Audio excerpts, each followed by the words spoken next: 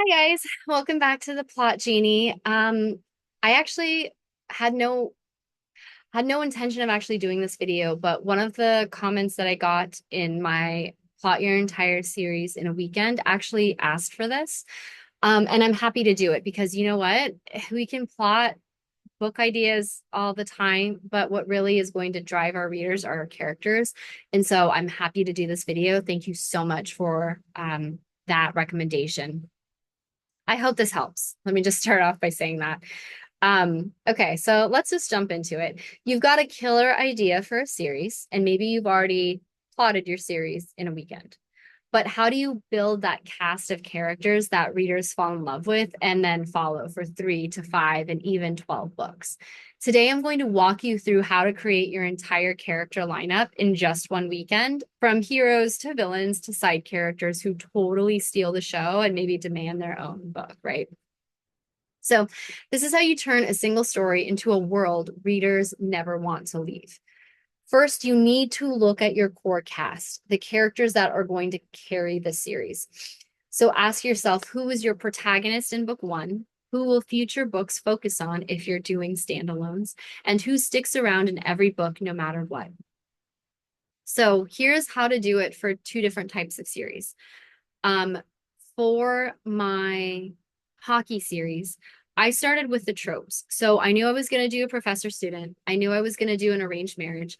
I knew I was going to do sort of a revenge, enemies to lovers. What else? Oh, I knew I was going to do a boyfriend's brother. And then I knew I was going to do your sister's ex, like your sister's ex, but through an arranged, like I knew my tropes. And now it was more of like, okay, who are the type of people that would embody these tropes essentially, right? So for my professor student, I needed obviously a professor type and I needed a student type. For my arranged marriage, I needed two characters who didn't want to get married to each other. And then you start asking, well, why don't they want to get married to each other? Okay, well, how would he react if she started flirting with the soccer player? For my revenge, well, why does he want revenge on her? What did she do? Oh, it wasn't her specifically, it was her family, and she's sort of this heiress and she needs to be punished. Like you start to kind of build your characters, but for me at least, I always started with the tropes. Now, for my cozy mystery series, that is going to be the same core cast in each book. And so what I started with was like, again, this is you kind of have to do your research on your genres and sort of I don't want to say the trope necessarily, but it's sort of like those expectations of like, for cozy mystery, you kind of want that kind of quirky mentor character. And so for me, it was like, oh, that's going to be her grandma, who's going to be an vigilante, and she's not going to know how to like she's going to burn her toes and she's going to chain smoke and she's going to drink wine at 9 o'clock in the morning, and she's going to one of the things that I love about her is that like there's like this main superhero who's like also part of the cast, right? He is a professor, but he's sort of like, I guess he would kind of liken him to like kind of like a Superman character, right? Like he's this huge hero, people love and respect him, and like she like fangirls over him. She's always trying to get her granddaughter to take pictures of him, like, oh, go get him in his like speedo or go get him in a tux or whatever. um so it's like, okay, she's going to show up in almost every book. Obviously, the love interest is going to show up. And I also, again, I started off with the tropes. I knew this was going to be a slow burn. I knew this was going to be a professor student, which means I had to set it at an academy. And it was sort of more of like, okay, what kind of academy, what world are they living in, right? But again, we're not talking about the world, we're talking about the characters. Um, I needed best friends. I needed one that was, kind of rich, who had resources, because again, we're in a cozy, so she's not going to go through the normal channels. And she needed a friend that had resources. And I was also going to give her a scrappy friend who was like kind of more sassy, more fierce. And so she has her two best friends. And is there anyone else that's more like, she will have her ex who will pop in. She will have a couple of love interests to make sure we get the main love interest a little bit jealous. But in terms of the core cast, oh, and then we have the Superman character that I was telling you about. It's not Superman, but like you get what I'm saying. And they are going to make sure to be in every single book. And the way that I have set it up is that they will be in some kind of capacity. And again, this goes back to your sort of genre expectations. If you're reading a cozy mystery, there's usually going to be some point where the amateur sleuth needs to talk to someone about the case and sort of bounce her ideas off of these people. And those are where her best friends come in for me.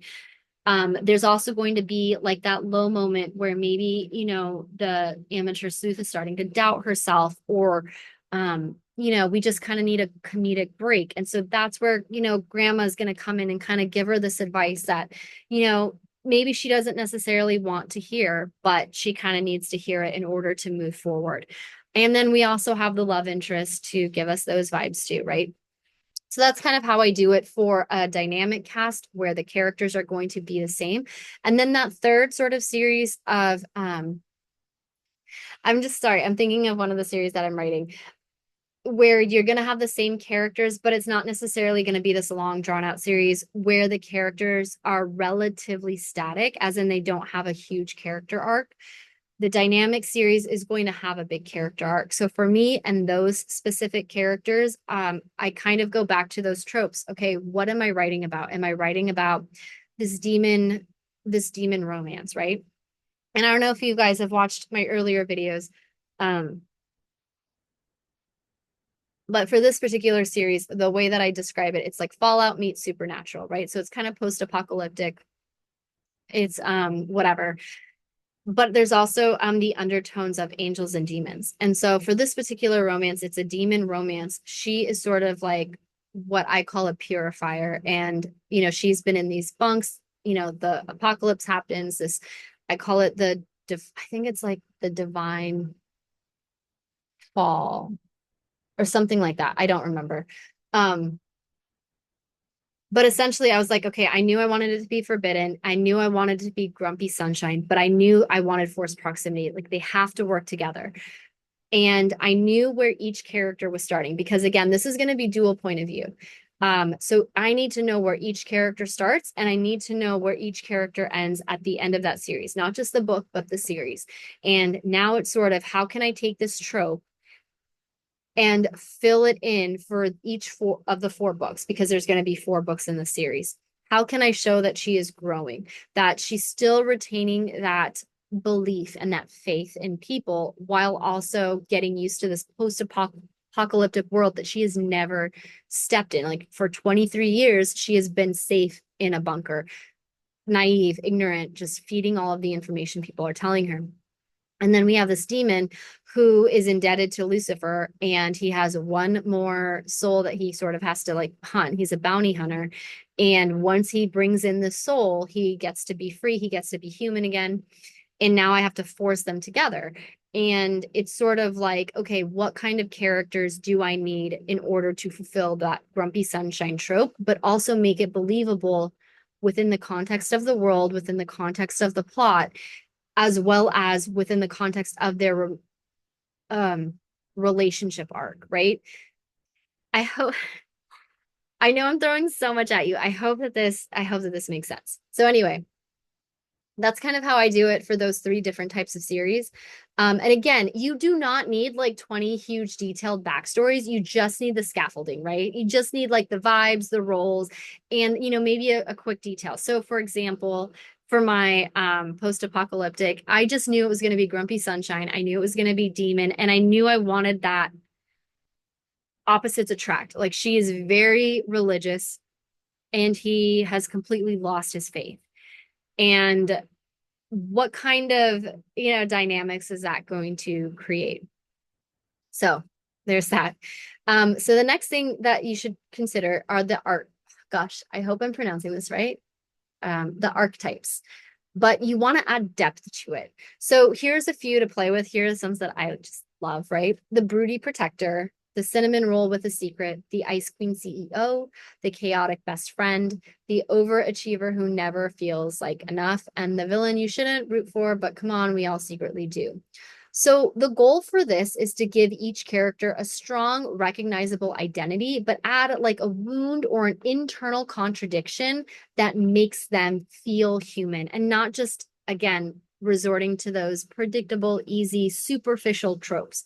So, for example, the golden retriever love interest who actually hates being needed.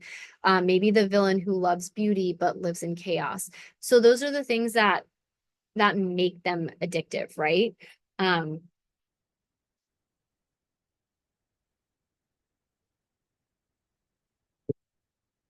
so like so my like I'm just trying to think like my broody, so in one of my cozy mysteries, my broody hero, like my broody detective has a sweet tooth, right? Um, I'm just trying to think. Like my innocent sunshine girl in book 3, by the time, no spoilers, but by the time things actually start to progress, she loves the physicality of the relationship. Loves it. And this is like this completely innocent girl. That's she starts off completely innocent. Um, and so it's yeah, you just kind of want to make things a little unique, just keep things fun. And yeah, and what I really liked is, for my superhero one is that we always see, like for example, like we see the Hermione Grangers a lot, right? Where she has this power, but she comes from a basic family, a basic human family. And I wanted to reverse it. I wanted my character to come from this amazing, super like revered like family, and she has no powers at all. And like, what can she do with that? Like, gosh, the pressure she must feel, the failure she must feel, like, when people come up to her and recognize who she is, only for them, like, only for her to be like, I don't have the power. Like, just dealing with that, like, we don't really see that. And so that's kind of how I flipped it a little bit, right? So once you have the archetypes, your series cast isn't just about who they are individually, it's how they interact. So ask yourself who is secretly in love with who has a rivalry, a past, a broken trust, who will clash when the pressure's on. And you might want to physically do this, you might want to mentally do this, you might just want to write stuff down, like draw lines between the characters, start making a web. Label the lines with their relationships like enemies, exes, siblings, fake dating, forced allies, etc., etc. You're going to instantly see the emotional tension built into your series and where the future stories have to go. So for my Dark Hockey College series, I had already planted an arranged marriage because my heroine's brother was in an arranged marriage with somebody else. They don't even get their book until book, I think it's 9, book 9. And that had already been planted as early as book 1. So I already kind of knew what those tropes were going to be, and I could utilize those tropes very sparsely in the books leading up to their own. And you can do this even with your characters. Like I mentioned in another video, Damien. I introduced him in book 1. He pops up in every single one of these books. He's chaotic. He's a dick. Like he is obsessive. Like you already see that he is obsessive. And that is what people kept asking. When are we getting Damien's book? When are we getting his book? And it's because they already knew the kind of tropes I was hinting at just with him as a character who barely had any screen time in these books, right? Okay. So we have that. We have our relationships, we have our archetypes, we have our tropes. Now, what we want to do is we want to go deeper. We want to start going more in depth. This is the emotional engine of your series. What hurt them? And what do they want? Even if you're not writing a romance, your characters still need to be shaped in some way. We need to understand, or at least you as the author, when you start writing your book, you need to understand why are they the way they are right when you start this book. Because once you know that, you know what kind of journey they're going to go on within their character arc. Um, so do this for each major character. You can, what is their core wound? So is it abandonment? Is it betrayal? Is it failure? Is it a legacy they cannot live up to no matter what? What lie do they believe about themselves? For Paige, it might be, I have no value because I have no power. And then what do they think is going to fix it? Is it power? Is it love? Is it revenge? In Paige's case, she thinks that her value is she has to do something. Like I would say if you're Enneagram, she's a type 3, she's an achiever. So because she doesn't have a superpower, well, guess what? She can solve these mysteries, and that will bring her, or that will show people that she does have value, when really the lesson is you are valuable because you exist. And whether you solve this mystery or not, that doesn't matter. And she's not gonna like realize this for a very long time, because again, this series is a long uh it's a very long series. But knowing that, I know her motivation and why maybe she's a little reckless. And if I can implant that early on, but in a way that's not preachy, that's not um, lecturing or justifying her behavior, like she still has to be put in her place sometimes, regardless of her feelings. Um, at least I know why she is the way that she is.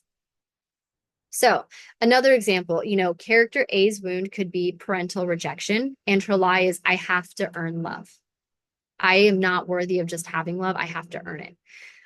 Your character B wound could be public failure. And so the lie is, success is the only way to be worthy. So now you have to imagine those two people in the same story, and the emotional mess is going to be delicious. So play on that. Once you've mapped out your cast and their wounds, start assigning when their story is going to peak. What do I actually mean by this?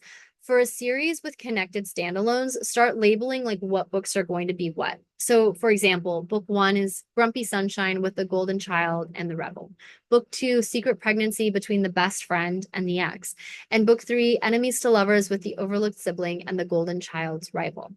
Each character's book becomes their healing arc, right? So we already know what hurt them.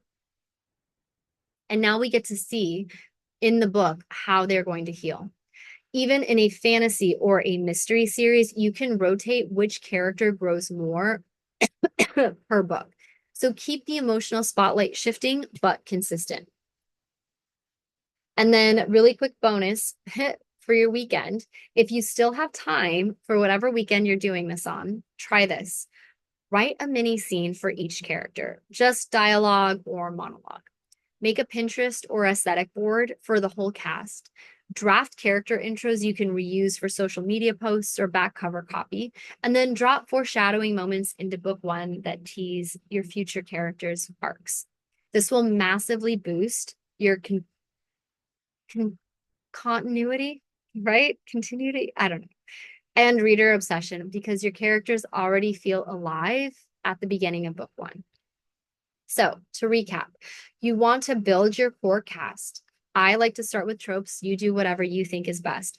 Assign your roles and archetypes with your layers. Map their relationships to each other. Give each one a wound and a desire. Plan when their story is going to shine. And add in a visual or emotional extras to make them really pop. If this helped you, hit like and subscribe, because next week we are going to talk about, I don't even remember. Hang on. What is next week? Let's see. Next week, we are going to talk about, rapid releasing. So there you go. And if you have all of this stuff planned and you write relatively quick, you can do it. Anyway, tell me in the comments, what is your series about and who is your favorite character so far? Until next time, keep plotting with purpose and let your characters wreck us in the best possible way. All right, everybody, take care.